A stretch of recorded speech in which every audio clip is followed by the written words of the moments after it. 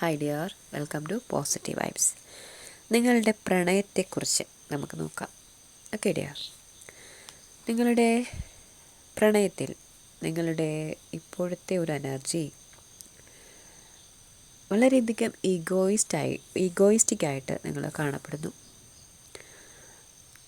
നിങ്ങളുടെ ആ ഒരു പ്രണയത്തിലുള്ള വ്യക്തികൾ, നിങ്ങളും നിങ്ങളുടെ പാർട്ട്ണറും, അതിൽ നിങ്ങൾ ചെയ്യുന്നതാണ് ശരി, നിങ്ങളാണ് ശരി എന്നൊക്കെയുള്ളൊരു ചിന്തകളോ, അതല്ലെങ്കിൽ അവരുടെ മുന്നിൽ താഴ്ന്നു കൊടുക്കാൻ പറ്റാത്തത് കൊണ്ടോ നിങ്ങൾ ചിന്തിക്കുമ്പോൾ നിങ്ങളുടെ സാഹചര്യത്തിൽ അതൊക്കെ ഓക്കെ ആയിരിക്കാം, നിങ്ങളുടെ ശരികളായിരിക്കാം. പക്ഷേ അവിടെ ഒരു ഈഗോയിസ്റ്റിക് നേച്ചർ വരുന്നുണ്ട്. അതേസമയം പാർട്ട്ണർക്ക് ഈ ഒരു റിലേഷൻ വളരെയധികം ഭാരമായിട്ട് അനുഭവപ്പെടുന്നുണ്ട്, ഭയങ്കര ചലഞ്ചിങ് ആയിട്ട് ഫീൽ ചെയ്യുന്നുണ്ട്. അത്തരത്തിൽ നിങ്ങൾ എന്തൊക്കെയോ ബേർഡൻസ് അവർക്ക് കൊടുത്തിരിക്കുന്നു, അറിഞ്ഞും അറിയാതെയും. നിങ്ങളുടെ ശരികളെപ്പോഴും അവർക്ക് ശരിയാകണം എന്നില്ലല്ലോ. നിങ്ങൾ ശരിയെന്ന് ചിന്തിച്ച് പറയുന്നതും പ്രവർത്തിക്കുന്നതും ഒക്കെ അവർക്ക് വേദന നൽകിയിട്ടുണ്ടായിരിക്കണം. അവർക്ക് ഒരു ഇമോഷണൽ ബാഗേജ് നിങ്ങൾ നൽകിയിട്ടുണ്ട്. ഈ ഒരു റിലേഷൻഷിപ്പിൽ ഒരു വളരെ വലിയൊരു ഭാരം ചുമക്കുന്ന പോലെ അവർക്ക് ഫീൽ ചെയ്യുന്നു. അവരെ കുറ്റം പറയാൻ പറ്റില്ല. നിങ്ങളൊരു ഈഗോയിസ്റ്റിക് നേച്ചറിൽ നിന്ന്, അല്ലെങ്കിൽ നിങ്ങളുടെ പ്രവൃത്തികളിൽ നിന്ന്, നിങ്ങളുടെ സംസാരത്തിൽ നിന്നൊക്കെ വന്നിട്ടുള്ളതാണ്. അറിഞ്ഞും അറിയാതെയും നിങ്ങൾ ചെയ്തിട്ടുള്ളതാണ്. പക്ഷേ ഈ ഒരു ബന്ധത്തിൽ ഒരു പുതിയ തുടക്കത്തിനുള്ള സാധ്യതയുമുണ്ട്. ഒരാൾ ഈഗോയിസ്റ്റിക്കായിട്ട് നിൽക്കുന്നു, മറ്റേയാൾ ഇതെല്ലാം സഫർ ചെയ്തുകൊണ്ട് നിൽക്കുന്നു. എന്നിട്ടും അവിടെ പുതിയൊരു തുടക്കത്തിനുള്ള സാധ്യതയുണ്ട്. ഓക്കെ, അത് ഡിസ്റ്റൈൻഡ് ആണ്, അതങ്ങനെ വിധിക്കപ്പെട്ടിട്ടുള്ളതാണ്. നിങ്ങൾ ആ വ്യക്തിയിൽ നിന്നും ഒരു പ്രതീക്ഷിക്കുന്നത്, ഇത്രയൊക്കെ ഒരു പ്രശ്നങ്ങൾ ഉണ്ടായിട്ടുണ്ടെങ്കിലും വീണ്ടും ഒന്ന് പാച്ചപ്പായി മുന്നോട്ട് പോകണം എന്ന് നിങ്ങൾ പ്രതീക്ഷിക്കുന്നുണ്ട്. നിങ്ങളുടെ ഇടയ്ക്ക് ഒരു മനസ്സിൽ വിള്ളൽ വന്നിട്ടുണ്ട്. ആ വിള്ളലുകളൊക്കെ പരിഹരിക്കപ്പെട്ട് ഈ ഒരു റിലേഷൻ വളരെ സ്മൂത്തായിട്ട് കൊണ്ടുപോകണം എന്ന് നിങ്ങൾ അവരുടെ ഭാഗത്തു നിന്നും ഒരു ഇനിഷ്യേറ്റീവ് ഉണ്ടാകും എന്ന് നിങ്ങൾ പ്രതീക്ഷിക്കുന്നുണ്ട്. അവിടെയും ഈഗോയിസ്റ്റിക്കാണ്. അവരുടെ ഭാഗത്തു നിന്ന് ഇനിഷ്യേറ്റീവ് ഉണ്ടാവണം. അതേസമയം ആ വ്യക്തി വിചാരിക്കുന്നത്, അവർ ഈ ഒരു റിലേഷന് വേണ്ടി ഒരുപാട് എഫേർട്ട് എടുത്തിരിക്കുന്നു. മേ ബി അവർ ചിലപ്പോൾ സഫർ ചെയ്തിട്ടുണ്ടാകാം ഈ ഒരു റിലേഷൻഷിപ്പ് കൊണ്ടുപോകുന്നതിന് വേണ്ടിയിട്ട്. അവരിനി എന്തൊക്കെ ചെയ്താലും നിങ്ങൾ അവരെ സ്വീകരിക്കില്ല, നിങ്ങൾക്ക് അതിനൊരു സ്പേസ് നിങ്ങളുടെ മനസ്സിലില്ലെന്നോ, അങ്ങനെ ഒരു വിഷമകരമായ ഒരു അവസ്ഥയിലാണ് അവരുള്ളത്. അവരിനി എത്ര ശ്രമിച്ചാലും ഈ ഒരു റിലേഷൻഷിപ്പ് മുന്നോട്ട് പോകില്ല എന്നൊരു ചിന്തയിലാണ് അവരുള്ളത്. അവരുടെ മാക്സിമം എഫേർട്ട് അവരെടുത്ത് കഴിഞ്ഞു എന്നുള്ളതാണ്. ഓക്കെ ഡിയർ, പക്ഷേ എന്തൊക്കെ പറഞ്ഞാലും ഒരാൾ ഇവിടെ ഒരുപാട് എഫേർട്ട് എടുത്ത് കഴിഞ്ഞു, അയാൾ തളർന്നു. മറ്റേ ആൾ മേ ബി ഞാൻ ചെയ്യുന്നതാണ് ശരി, ഞാനാണ് വലുത് എന്നുള്ള ചിന്തയിൽ നിൽക്കുന്നുണ്ട്. രണ്ടുപേരും രണ്ട് ദിശയിലാണ്, രണ്ട് എനർജിയിലാണ്, ഓപ്പോസിറ്റ് എനർജീസിലാണ്.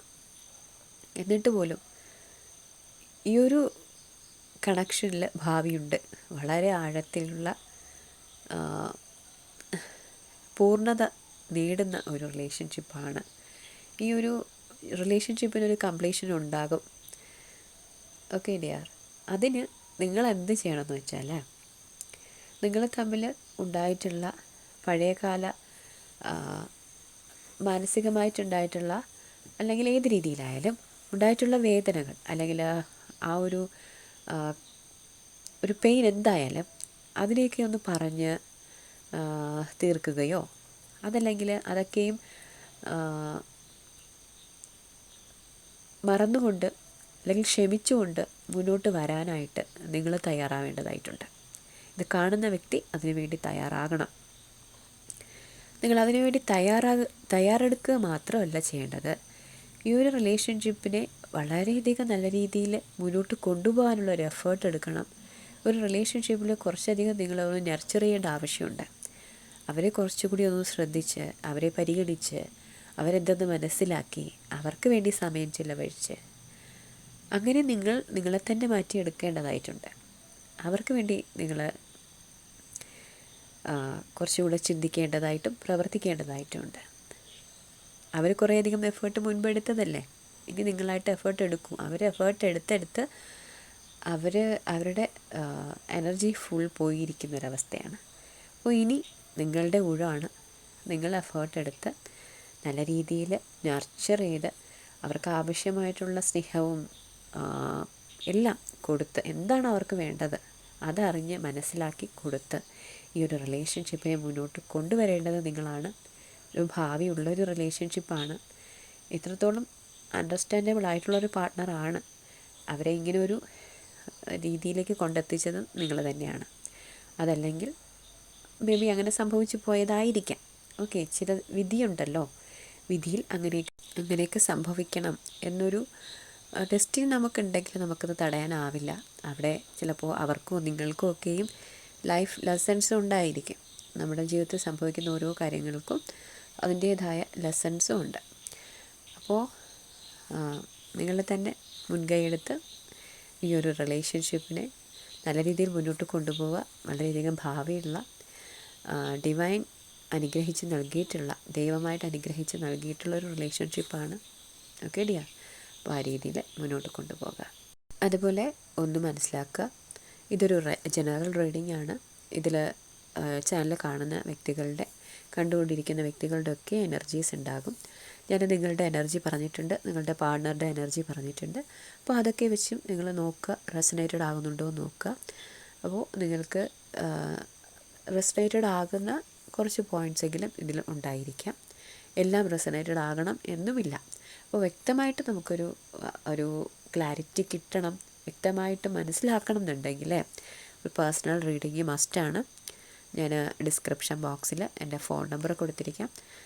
നിങ്ങൾക്ക് റീഡിങ് ആവശ്യമുണ്ടെങ്കിൽ ആ ഫോൺ നമ്പറിൽ വാട്സപ്പ് ചെയ്യാം. Okay dear, thank you so much.